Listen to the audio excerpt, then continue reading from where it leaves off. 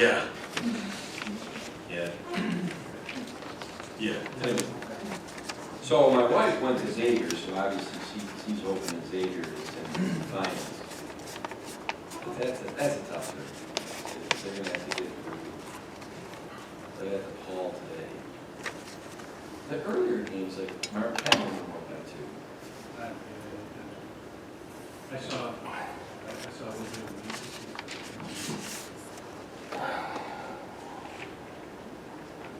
Alrighty. Do you want me out here? Hey, is there?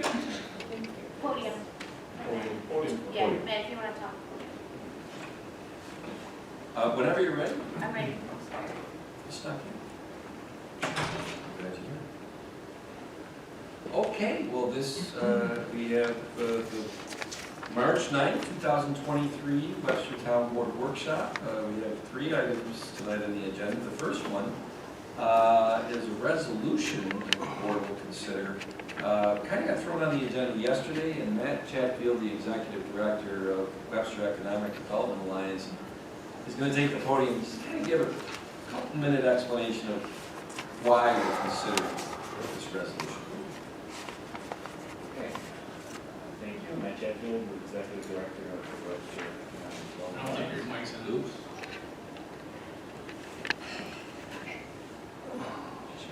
Is it on now? Oh, Yes, it is. It's amazing. Power of technology. Yeah. Okay, so earlier this year, actually at the end of last year, in December of 2022, New York State created a new funding program for economic development infrastructure projects. And the goal of those projects is to create sites that are what we call shovel-ready.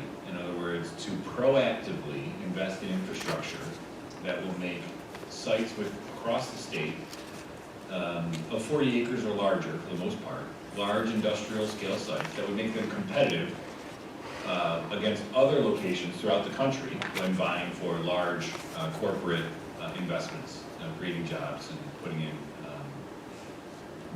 factories, manufacturing facilities. So the state's program is called FAST New York, Focused Attraction of Shovel-Ready Tracks. And we currently have one tract in particular that we would consider of a higher priority. It's been moved along the chain. It's a property that has been before this board. It's the 100-acre facility owned by Burroughs Brothers on the eastern end of Tibor Road, so it's east of Basket, between Basket and County Line. That property has been garnering quite a bit of attention within the state. We have had several prospects interested in that property. And part of this program indicates that there's industries that are interested in moving to New York State, and what sort of requirements do they have? From a power perspective or sanitary sewer demand. And the goal is to make individual sites, bring them up to par with the demands of industry so that they can react quickly and be able to attract investment in a quick way, because it's a very competitive environment. If you can't react quickly, an investment will move to another state, right? So part of the competitive nature is to be able to react rapidly. So this program allows us to secure funding that would be proactive in upgrading infrastructure. In particular, what we're considering is investments in a roadway extension, investments in some sanitary sewers, and potentially the potential expansion of capacity as needed at the treatment plant for sewer. So that's a very succinct way of putting it. I'll gladly add more detail, but I'll open it up for any questions. The application we're looking to make to this is by tomorrow? We are hoping to submit our application tomorrow, yes. And, As part of the application, we would like to have either a resolution from the board to support said application. Right now, there's no matching requirements per se. It's not committing the town at this point to any hard and fast commitments for the investment, but we're basically throwing our line in the water to see if the state feels that we make a compelling argument to garner state support for our sites here in Webster. Any questions or comments? No, so we're not mandated to commit to any financial support at this point. No. Love for me to. Never to submit the application. Yeah. But Yeah. clearly, if the dialogue moved forward, there would be a point of commitment, but we're not at that point just yet.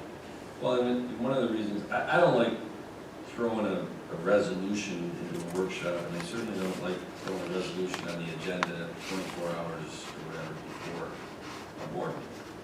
But, you know, when you were talking to me the last couple of days, we've said, one of the things we want to do with our grant strategy, which there's a presentation on today, in taking a piece from the playbook that you did on Restore New York for West Webster, you put the best package together.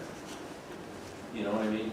You don't lazy it, you put as many pieces in there that will impress the recipient of that grant application. And it, to me, is like, well, heck, if we can show that the town board, you know, you said a resolution showing it's not just a support letter from the supervisor, but the town board made a resolution. It shows a consensus of the governance. To me, it seemed like a pretty low-hanging piece of fruit to throw into there. It's not the be-all and end-all in this application by any stretch. No, it's not. No, but that's it. And since I'm the supervisor, I don't want to make that motion to authorize me to sign something. I would move that the town board authorize the supervisor to sign a town support letter for Fast New York grant application. Second. Councilman Abbott? Aye. Councilwoman Lynn? Aye. Councilman Cahill? Aye. Supervisor Taylor? Aye. Thank you, Matthew. And I know we gotta tie that up and put it on letterhead. Yep. He signed it. All right, well, we're right on time with it. So the next item up is presentation update by Chris Spilo and Glenn Morrell on the outdoor pickleball tennis court upgrade. And you guys. All right. So, yeah, this brief presentation is just to kind of bring you up to speed as to where we are with this project. This was a identified project for 2023, especially within our budget.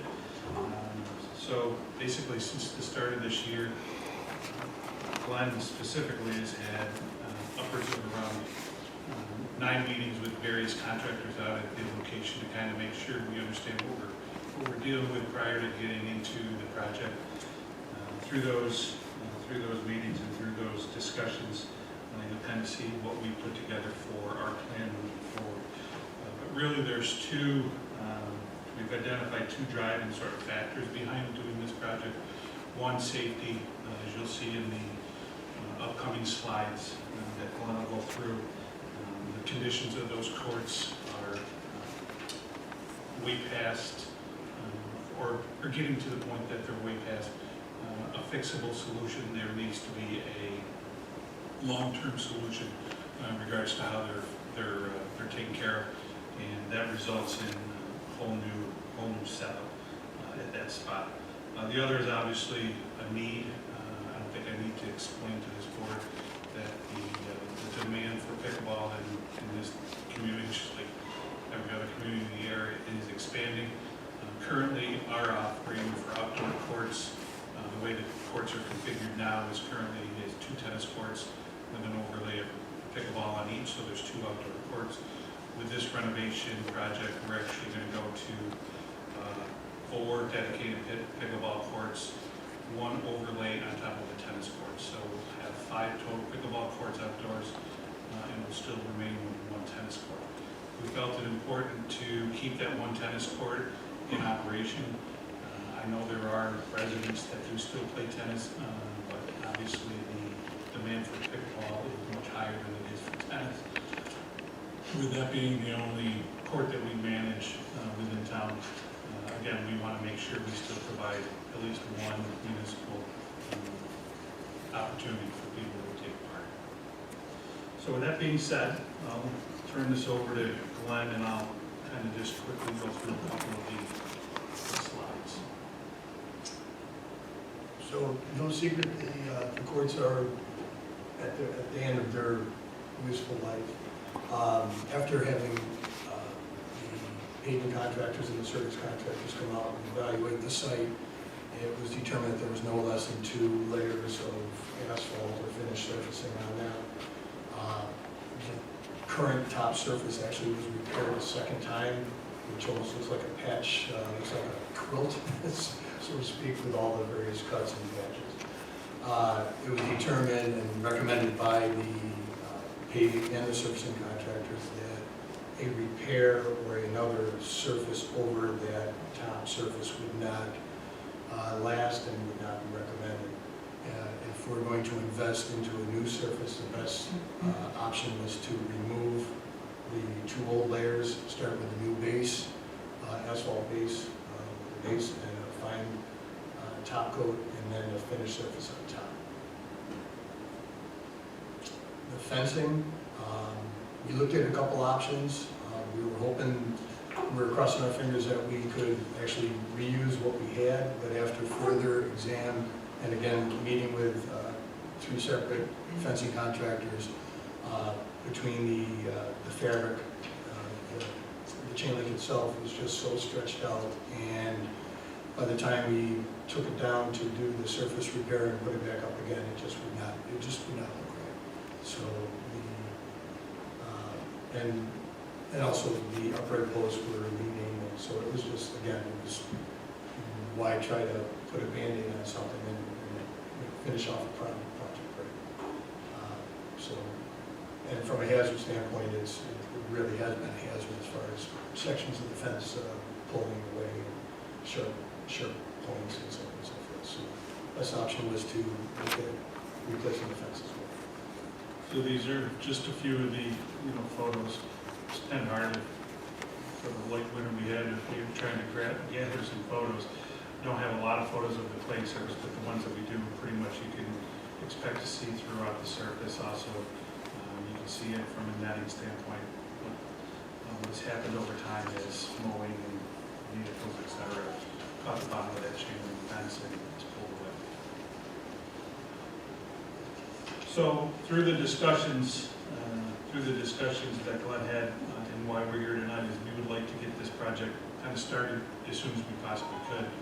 From a timeline and a scope of work to save some costs, what we're looking to do is actually the parts department would be responsible for removal of the fence posts. We've talked to Highway, they would be able to assist us with removing of the existing surface, the existing clay surface. That would leave an empty slate, so to speak, for the contractors to come in, have paving contractors come in, put in a new asphalt base that does need some cure time, and then after that, we would have the fencing contractors come in and do the install. That would include both the fence around the perimeter as well as the posts and the sleeves. Then finally, the court surfacing would come in and actually do the court surface, paint the lines, etc. So from a timeline right now, from our estimations, with some of these contractors, the work for them would begin sometime in June, so the demolition portion would take place prior to that. We would obviously get to it as soon as we possibly could to make sure we didn't run into any issues. But our hope is that we can get this project started in late June, early July, so that by the end of the summer the project's finished.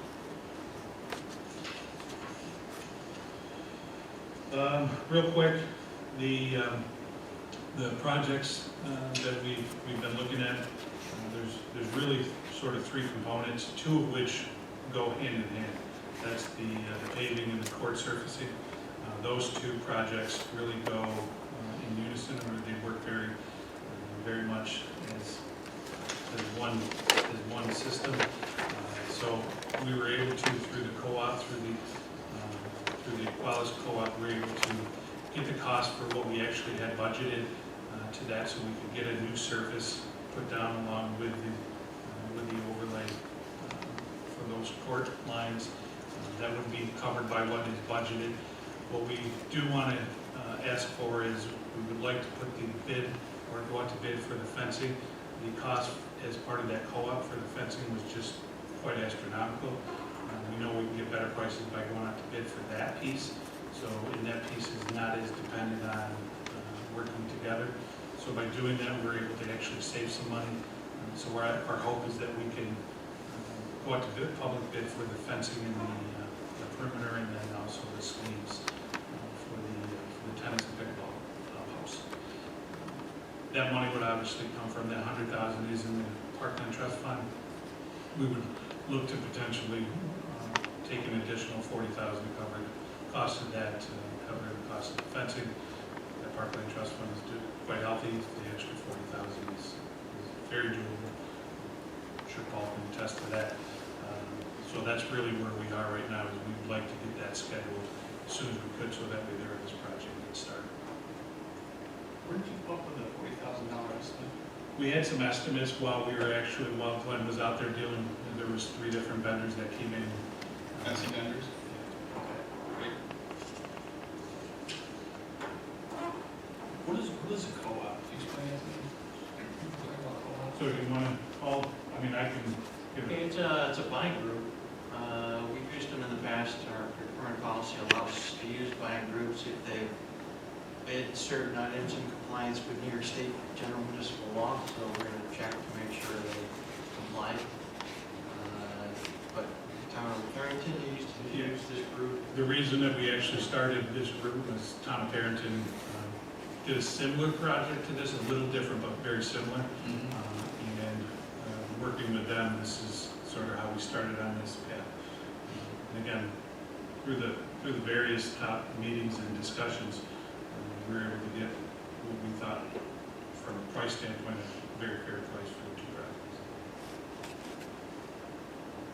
So the asphalt companies feel with the sub-base below the asphalt. Okay, you got 2 layers, and then you got another layer of asphalt, and the base below that, they feel is going to be high. Yep. I mean, obviously, you never know until you get down to the detriment of buildings. But based on what they do, they gave us for an estimate, what we worked into our cost, then yeah, it should be okay.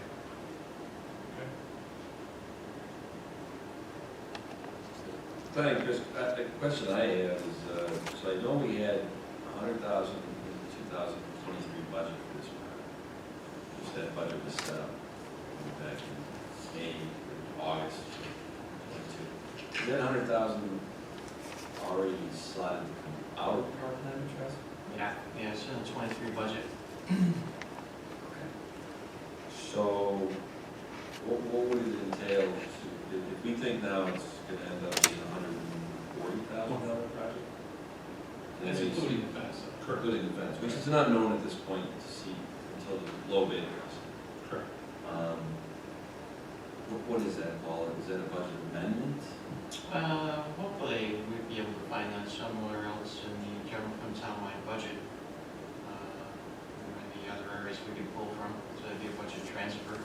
So don't bring additional money over from the Parkland Trust Fund? That's another option, but, if you want to limit that amount, Okay. we can though. We could bring the additional. The only other question I had is, pickleball is a little bit popular at this point. In the courts I've been over there, it's in rough shape. They're in real bad shape. So how does the summer go along when those are under destruction and construction? As far as pickleball players, I know you've done a lot of public outreaches on this, they're not gonna have that to play on this summer. But again, I mean, look at it right now, there's 2 courts that they would have had. So it's not like, we're taking 5 Okay. courts. There's 2 courts that were there. So those 2 courts, yeah, they would be gone. When we did our town hall meeting with those, with the pickleball group, we explained to them the process and what we were looking to do. Truthfully, I think they would rather see us make the improvements and create 5 courts. And, for those 2 courts that they lose, We're gonna bear it. go up to Lake Road and play at County Park. And I don't know, they could be playing on these 5 courts by September, October. Ideally, if we can get started, we can get scheduled. That's all I have. Jenny? Questions? John, anything? Thanks, guys.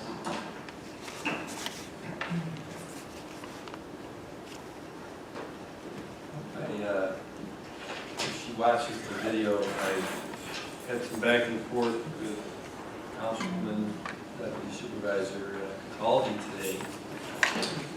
And she said, I think this afternoon, she was in a little class for introduction to pickleball. So Patty's gonna start playing pickleball. Paul, you might have a mixed doubles partner soon. Yeah, sounds like it. Yeah, Deputy Supervisor Cataldi. Yeah. Pickleball Paul, pickleball Patty. All right, well, next up, we are right on time, and our next and last item tonight is a presentation slash update by Mary Harrington and Josh Artuzo on the request for qualifications, RFQ process regarding grant research firms. So I'll hand the baton to Josh and Mary. Yes, I'm just pulling up the presentation.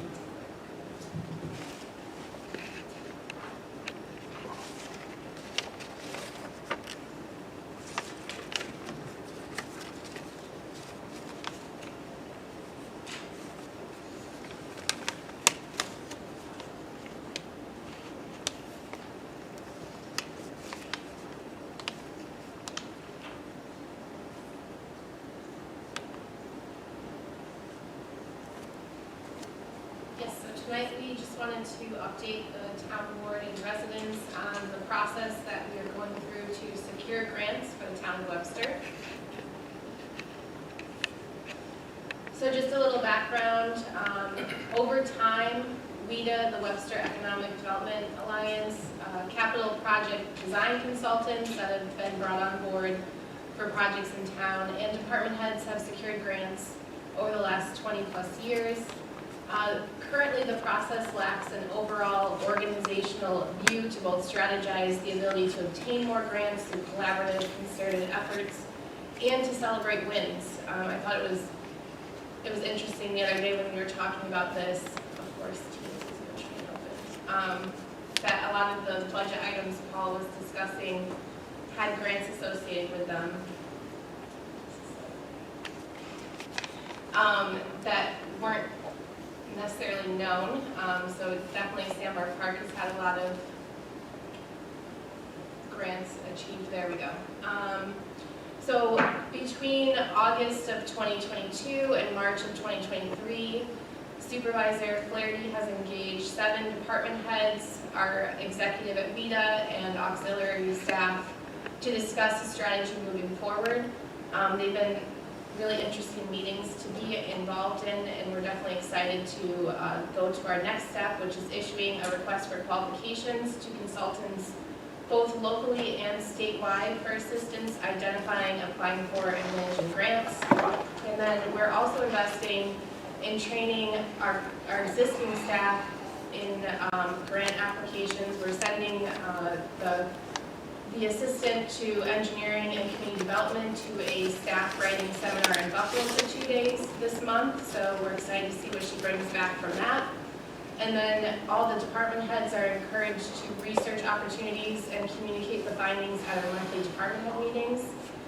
Just since the meeting that we had about a week ago when I threw this out there, I've had library and Parks and Rec throw many ideas at me for what we could do in terms of obtaining grants and ideas they had for the future. Yeah, so this next slide kind of summarizes what the goals are of this initiative.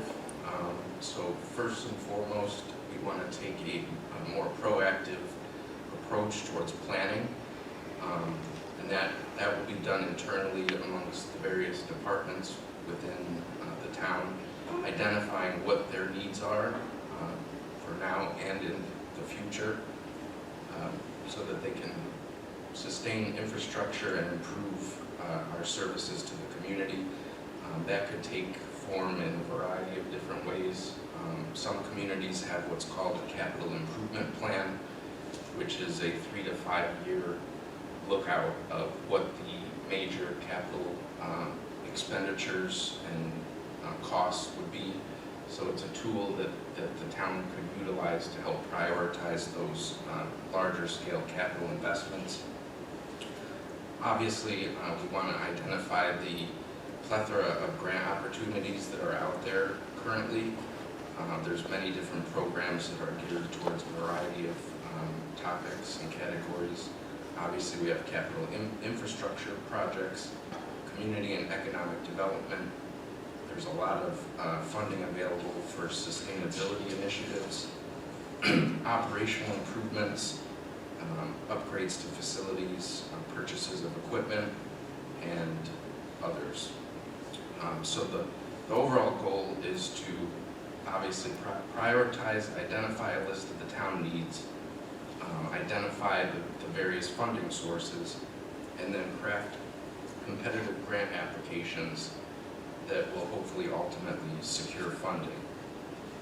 And then we look to formulate a plan on how we will manage these grants so that this process can be reviewed periodically.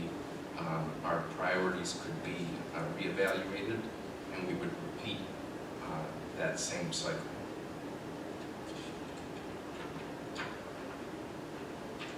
So an overview for the timeline for requests for qualifications for getting a consultant on board.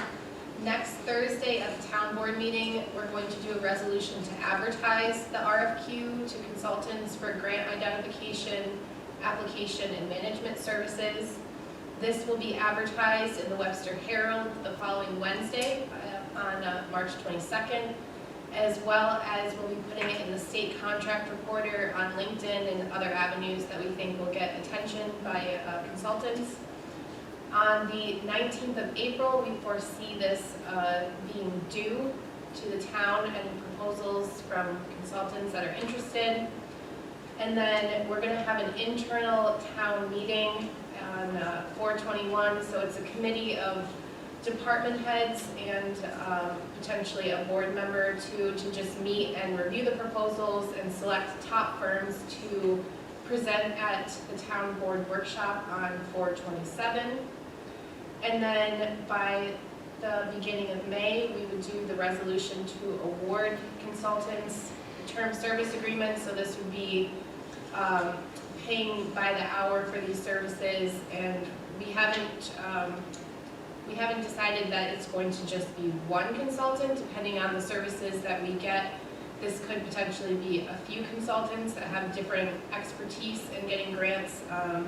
So we're open to the idea that this wouldn't just be one firm that we would be contracting with. And just, I know that it's just to clarify that it's the Thursday, May 4th is our term. I realize that, yes. It's okay. Okay, sorry. It's okay. But that's the first regular town board meeting of May. Correct. And then that'll roll you into the importance of time. Yes. Yes, so timing is critical when talking about this particular initiative. The consolidated funding application, the CFA process, which is the state's, a variety of state agencies open a grant portal. So that process opens annually in May, and applications are generally due by the end of July. So this is a major opportunity for the town to secure funding for a variety of topics: economic development, planning initiatives, energy efficiencies, water quality, climate smart initiatives, wastewater planning, workforce development and training, just to name a few. Now, the town has been successful in receiving some of these grant funds. We've received local waterfront revitalization program grants, particularly for Sandbar Park, green infrastructure grants also from Sandbar Park.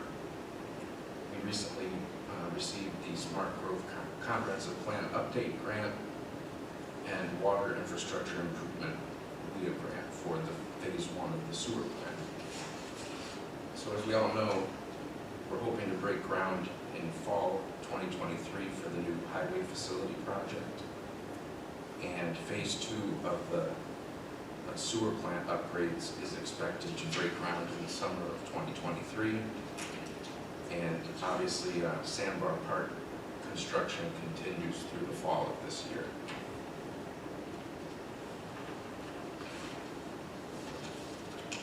So at this point, if there's any questions or comments from the board, I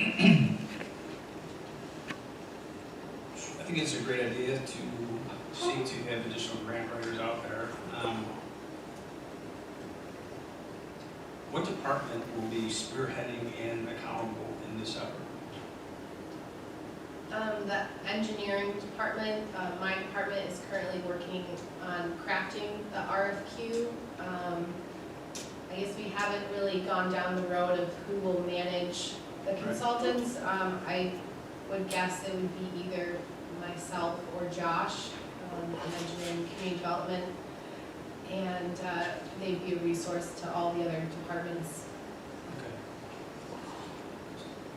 Let's see, I think, under terms of service, you had mentioned that it would be paid per hour, correct? Did I Correct. misunderstand you? No, that's correct. It would be as their services are rendered, we compensate. Would you consider, because I have talked to a lady that actually writes grants, and it is accepted practice among some grant writers that they're paid a percentage of the grants awarded. Would we not consider putting that in terms of service?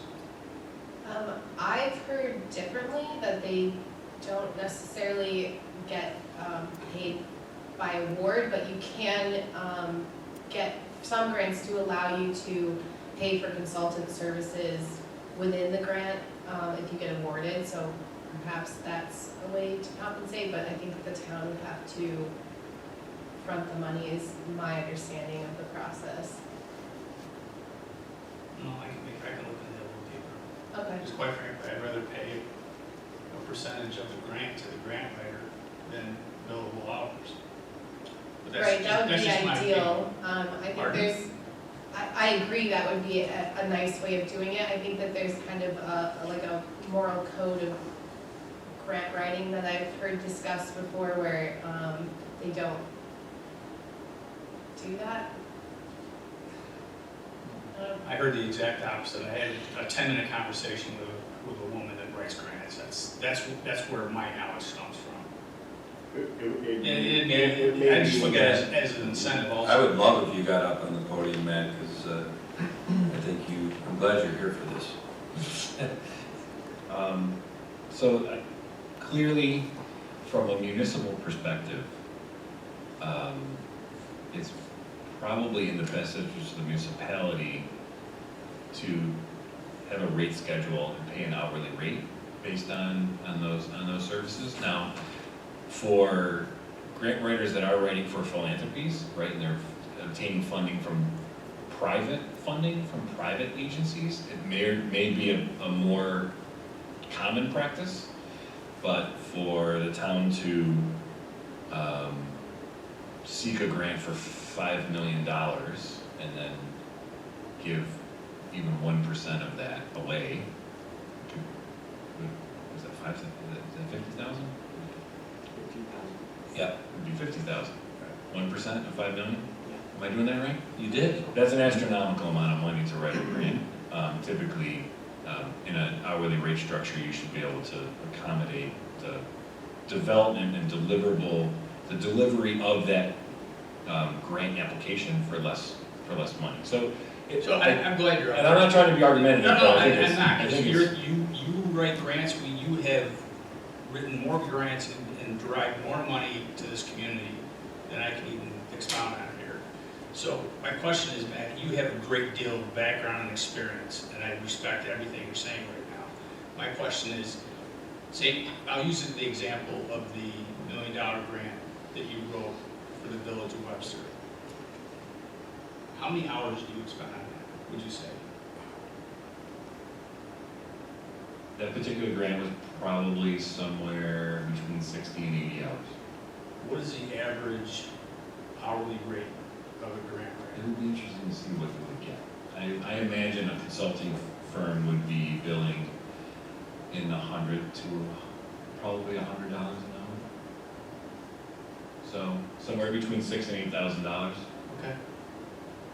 So that's not a, as far as the expenditure of consulting fees, it's not an astronomical sum for what we would get. But granted, you would spend the money in advance, right? It's not on the income. I think the version that you're discussing is upon award, right? So Correct. you're only compensated if you're successful. Whereas the other ranges, you could spend $8,000 and be unsuccessful this year. It's Right. true, it's not uncommon to be unsuccessful in writing a grant. And we're considering multiple grant writers, correct? Potentially. Where's the, where are we gonna budget this money? It's a great question. I mean, we haven't really crossed that bridge because we're We're potentially, on a fishing, we're gonna spend some money, potentially. we're on a fishing trip in a lot of ways through this process because Josh used the term plethora. I like the term, by the way, Josh. A plethora of state and federal monies has been made available in the last couple of years. I feel like I've made this speech or written this many times in the last couple months. Regardless of how you feel politically about the federal government giving trillions of dollars available and or to our state, it's kind of irrelevant to me because our job is in Webster, 35 square miles.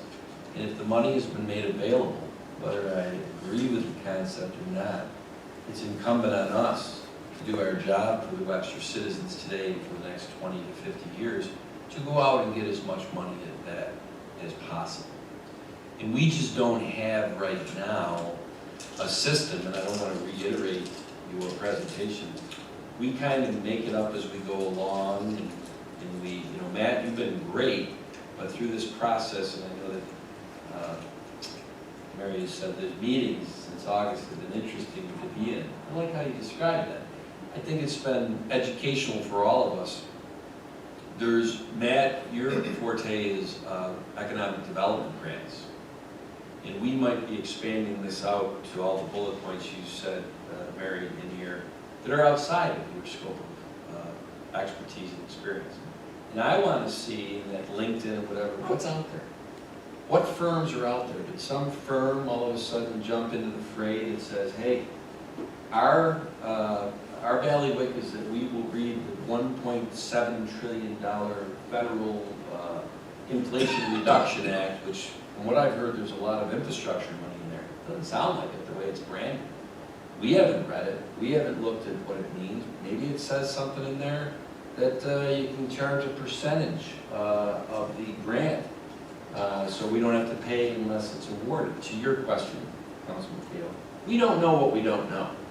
And this fishing trip is to go out and basically see what comes in, because, correct me if I'm wrong, Matt, traditionally, our scope of understanding on this is that the research and the grant writing is done usually by like a firm like MRB, because MRB wants to get the engineering work on our highway garage.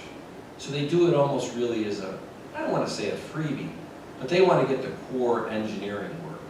Does that sound about right, Bill? Okay.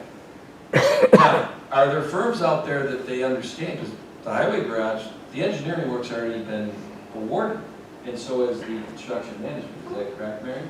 Correct. So, I don't know. Is there a firm out there that says I'm not here to try to get, you know, a relationship with the town to get engineering work on future projects. My core business is to research and find grants that is a square peg and a square hole for this municipality. And that's how I make my money. Now, whether it's on billable hours, and we'll find out what they are, right? Like you said earlier, Matt, you're kind of interested to see, you said to Councilman Gale, that's an interesting question, because the 60 or 80 hours you did for we did, it's part of your job. You didn't bill it out to the village, right? And I would say that, Maybe I should have. I will say this, I'll bet you, You should have taken a percentage. let me take a guess on this, and you know, they say it's like in court, you shouldn't ask a question you don't know the answer to. So I don't know the answer to this, but I got a good idea. The $1 million grant that Councilman Cahill refers to, that was when you were the mayor, Right. and it took you 60 to 80 hours, right? If it was a $10 million grant, would it have taken you 600 to 800 hours? No. So, you said the $1 million grant, I'm not trying to jam you up, the $1 million grant, 60 to 80 hours, at an estimated $100 an hour, which we don't even know if that's the case. On this fishing trip, we'll find out, right? Was $6,000 to $8,000, which essentially on a $1 million grant was 0.6 to 0.8%. Using your example of 1% of a $5 million grant is $50,000, and that seems like an enormous amount of money to pay to a firm to help us go and apply for a $5 million grant.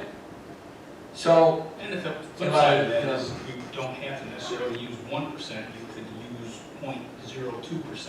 John, you and I are, we're aligned, by the The way. point I'm trying to make is Yep. there's two avenues. Is it possible to go down this avenue versus that? You and I are in agreement, John. And the other question I have is, because this is a great discussion we're having, I think it's a great fishing trip, we should go down this. It would benefit everybody in the long run. But one thing that I just came to mind is, are there any other municipalities out there that are currently doing this that we could potentially benchmark against? I think you had a meeting with a firm, Mary, that did a highway garage, they got a bunch of money. So that was Yeah. a municipality down, No, that was a Southern Tier. consultant, Oh, and that okay. consultant does consult other municipalities on grant Right. opportunities, so they do that same kind of service for other municipalities. yeah. There's some municipalities that have a whole grant team, you know, Right. they have Well- 5 staff that are there cranking out The grants size of the town Yeah. of Webster? and managing Interestingly them. enough, and I, to John, your question, and I guess maybe this is maybe my world is too finite. I depend on the Monroe County supervisors at our annual or monthly Right. meetings and whatever. There's 19 towns, there are 10 villages. I don't ask the village mayors as much as I do the supervisors. But when it came to this grant thing, I was surprised that it was, I don't want to say my fellow supervisors were deer in headlights, but they're all like, yeah, we kind of, I don't know, we lean on whoever the engineer is that we hire for the project.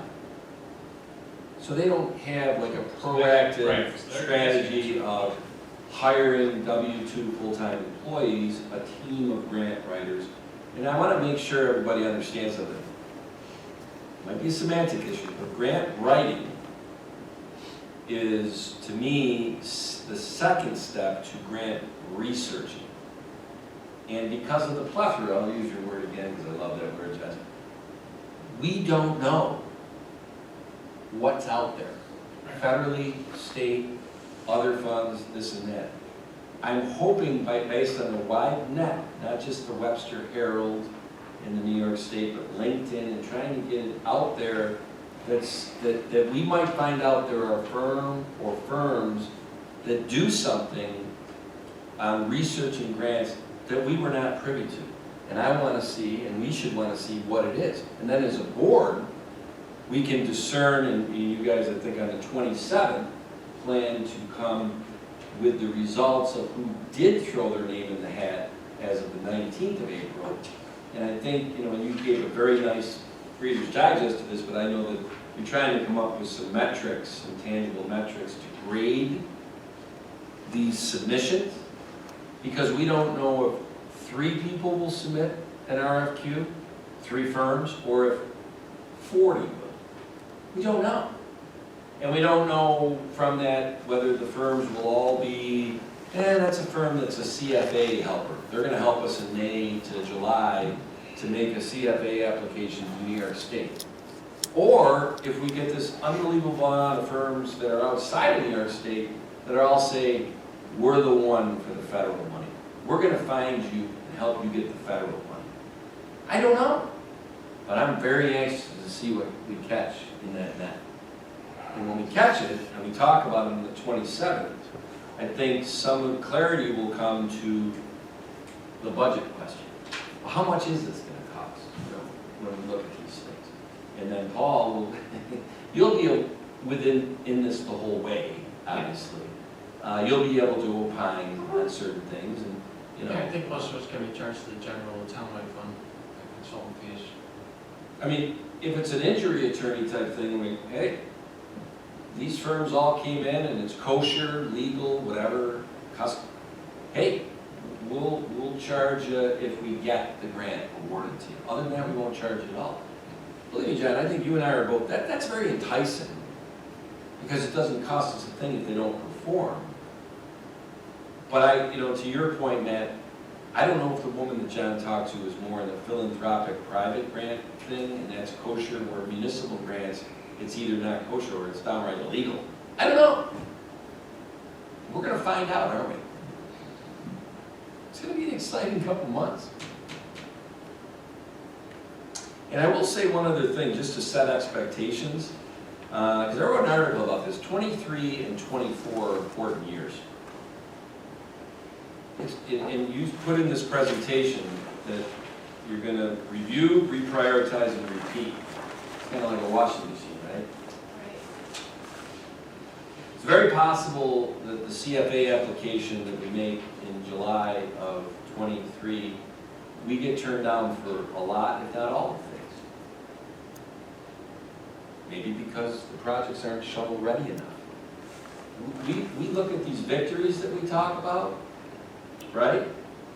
A lot of those victories, if we had a separate presentation, were on the second time we applied for them. Why? Well, the comprehensive plan, $100 grand that we got this year, Jeff, we got turned down last year, did we not? Yes. So what did we do?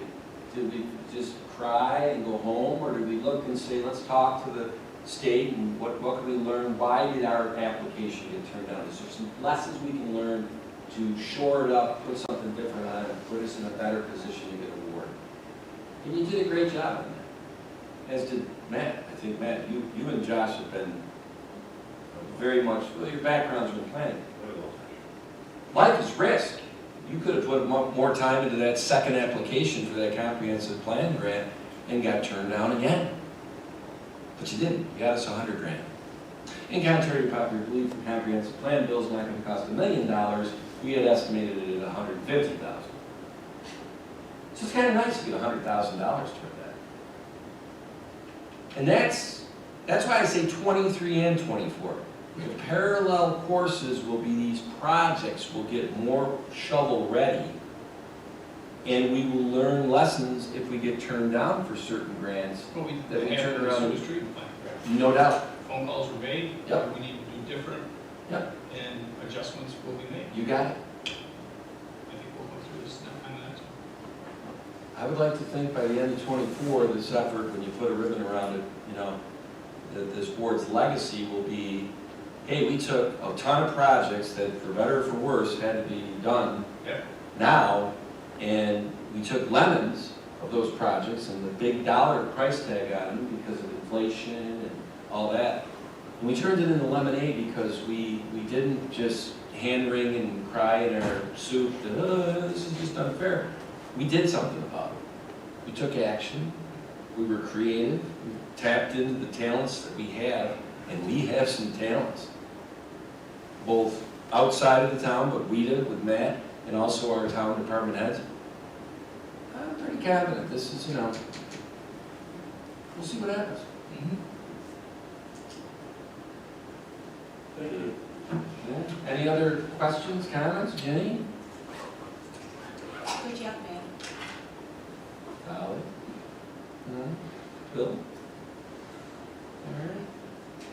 Well, that, I think, concludes tonight's workshop. Thanks, everybody, for coming, whoever watched at home, and who's ever watching on tape in weeks to come. I just want to put out that starting Tuesday, March 14th, The town will be accepting phone calls at Parks and Rec for delivery to and from appointments with our new town van.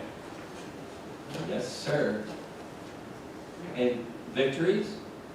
How much did the town pay for that new van, Bill?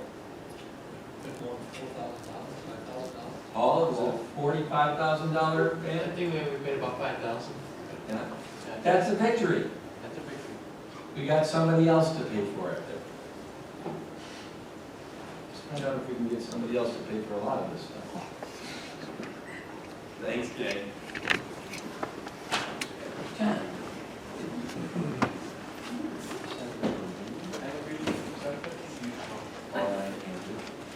I told him, come at 6:15, we'll be done. And I will do that right after the workshop. I told him this. I told him on the phone, I had him text him. So I'll tell you what,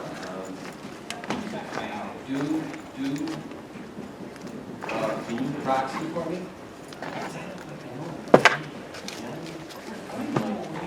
I can do it.